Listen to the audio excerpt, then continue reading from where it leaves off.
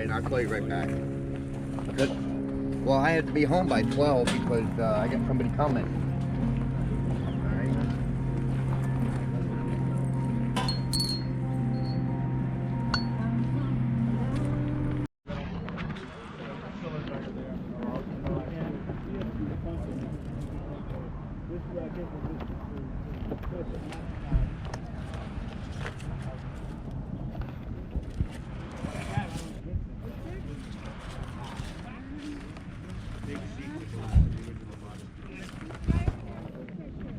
There's one stuff there. They're all $2. That's $2.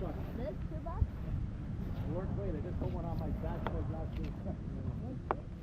Yeah, I can't believe all this time I never even had it. It's almost like an idiot. I know. I just used my GPS the other day. I put it right in front of me. I said, "What's on phone?" So all that fun stuff. I got to control through all selfie stuff and everything.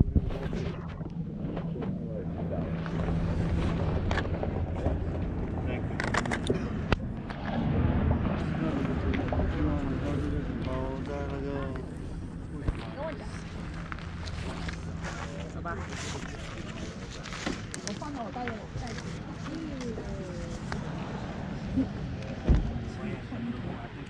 Asbury Park.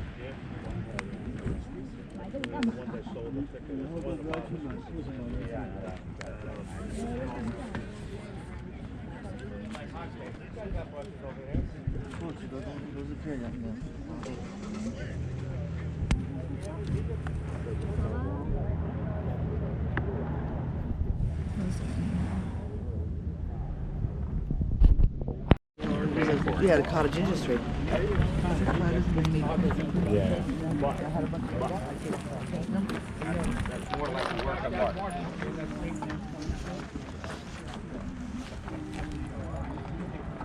Aw, puppies.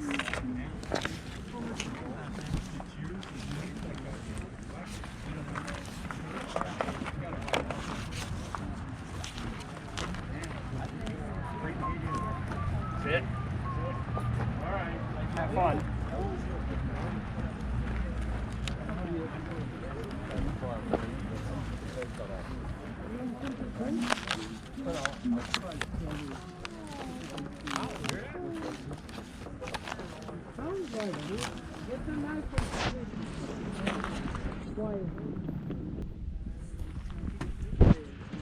She had a great sense of style. She was mean otherwise, but she knew what to do. Even in South America, where I grew up, she was always like, what to wear.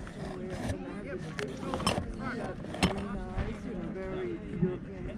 And it was just, but she knew. In the town we lived in, it used to be but she knew. She followed the French. I guess.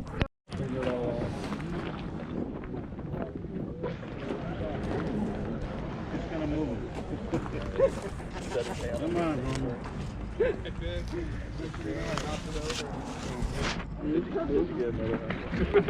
These are wet. They're pretty good. Alright.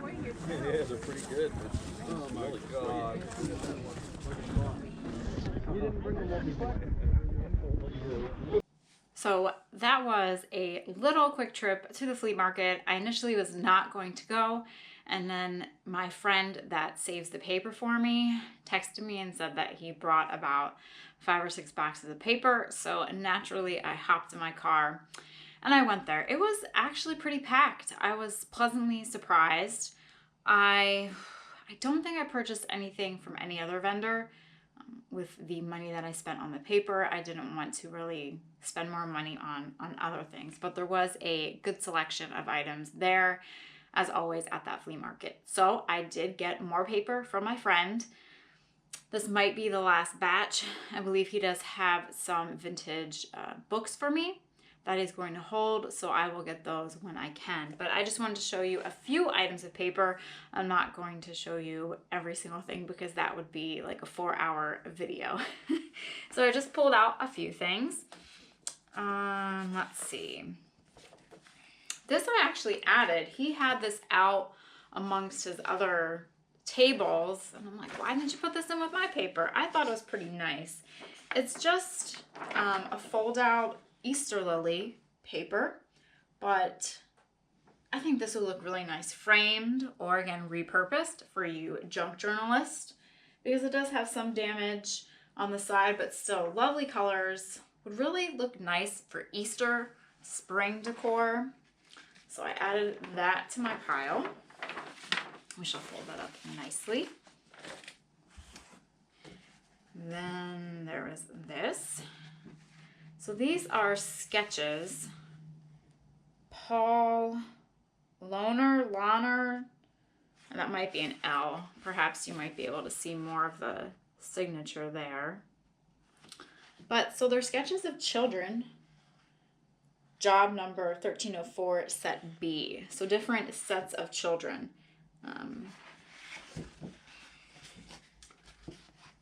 Again, I thought that was cute. So we added that in there for me.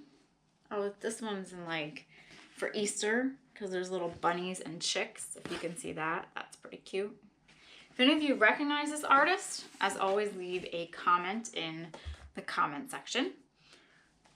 I liked this Newark and Essex Banking, National Newark and Essex Banking Company, New Jersey. So it is a nice blank checkbook. Now, is this valid? Doubtful. It's from Newark, New Jersey, 19. Hey, we're almost in the 20s now, 2020. Can you imagine? So I thought this would be really neat for, again, junk journalists to use. And it's in great shape too. Let's see what else. We have, these are fairly common. Kodak magazines, Eastman Kodak Company, Rochester, New York. I've said it before and I will say it again. I absolutely love the Kodak building in Rochester. How it still has the bright Kodak name on top of the building and it lights up at night. So if you are ever find yourself in the Rochester area in the evening, be sure to drive by or find the Kodak building. It's really neat.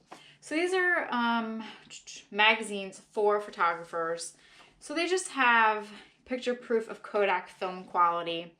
You know, it's advertisement, but it's also used for photographers as well. Well, that fireplace looks nice and cozy.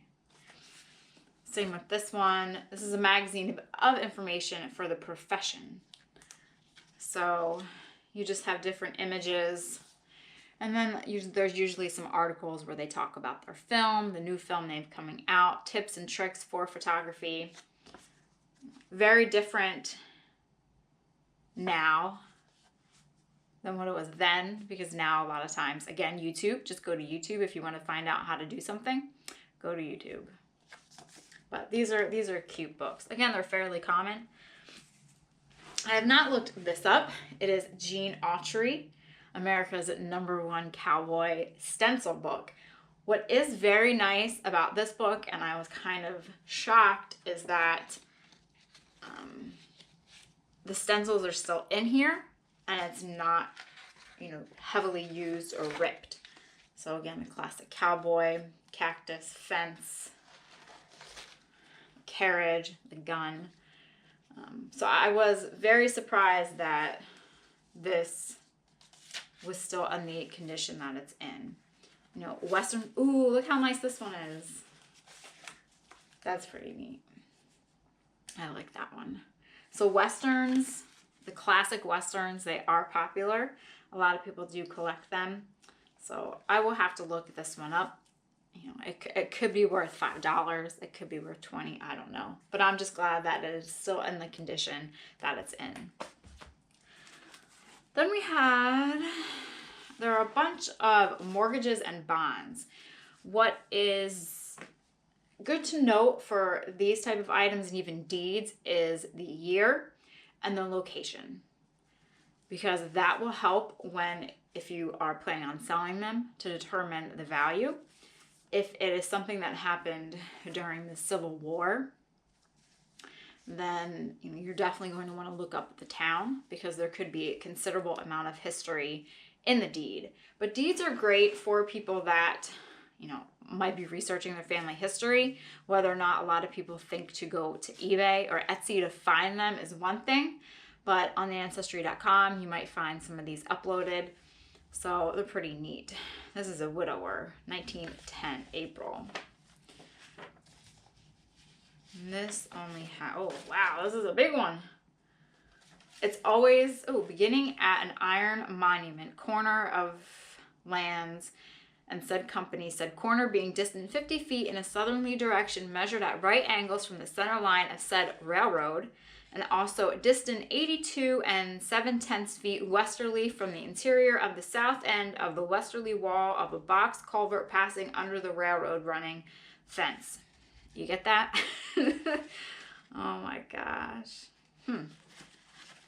This, I believe, is in Somerset. These are, I don't understand these. The language is, I think they still use a lot of that language today, or at least in deeds I had been looking up from the 30s and 40s. It's still a lot of, you know, the iron bar or the gate and things like that. That's how they measured. But these are always interesting to look at, even if only for the pretty writing that they have. There's a lovely Fruit, Garden, and Home magazine. This is February 1924, a grand 10 cents. Modern versions of the Dutch oven. You have some great ads. I'd like to live in that room. Colgate toothpaste. Think what grit would do to pearls. How it would scratch and destroy that thin luster in which their beauty lies. So I'm assuming they're saying Colgate is smooth enough to use on your pearls and your teeth. Canada forges ahead in the bacon industry. Who would have thought it? But these magazines are just great for the ads, the articles, and to see how much, Jell-O of course, how much has changed over the years. Naturally, we do have some photographs. Of course, these are great to use to study the clothing back then. If you come across post-mortem or mourning photographs, those are great to study too, just to see the style of dress that was worn during mourning.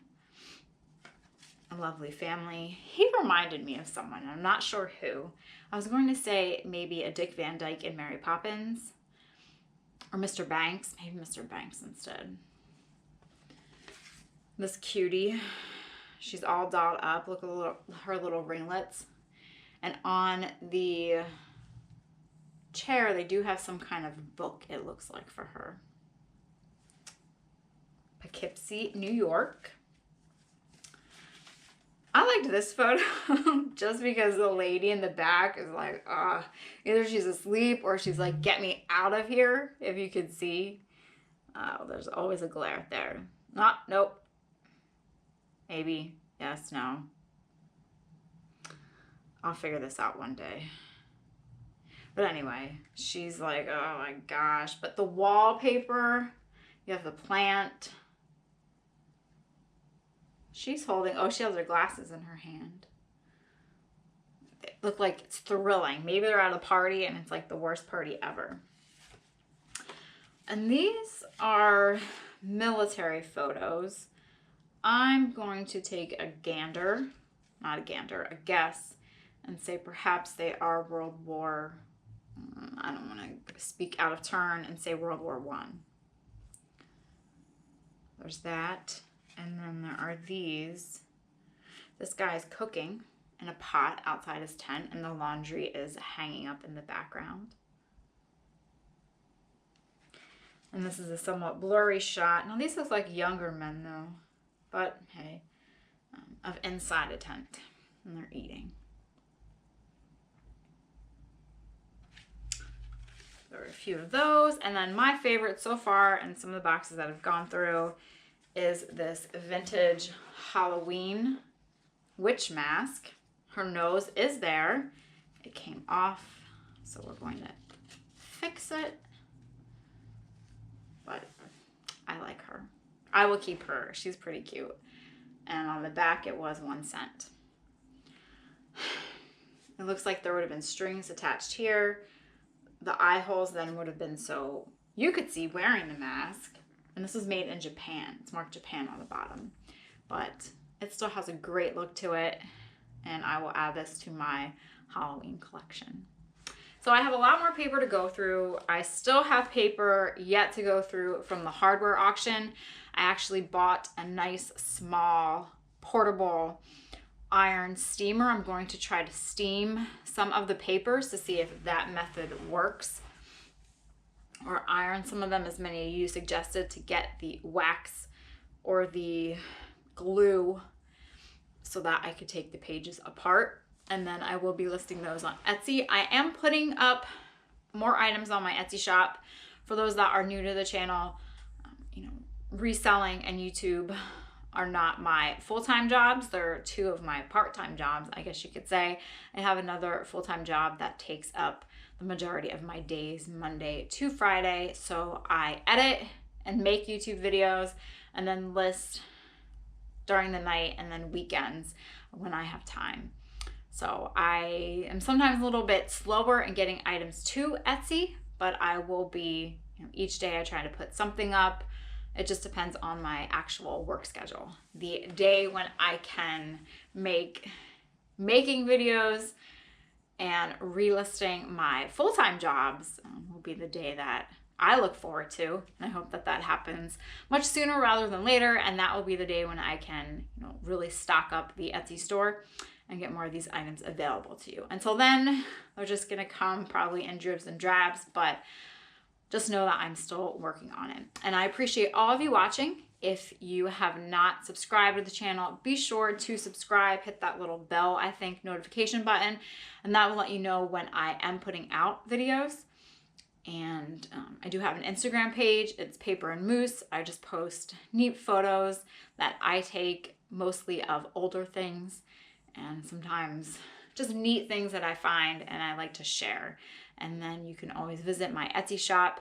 If you just look for Paper and Moose in shop names, then you will find me there. So thank you for watching. Stay tuned for more adventures. There's some, I think, estate sales, a giant yard sale, and then who knows what else, as I always say. So thanks again for watching. Hope you have a great day and see you all next time.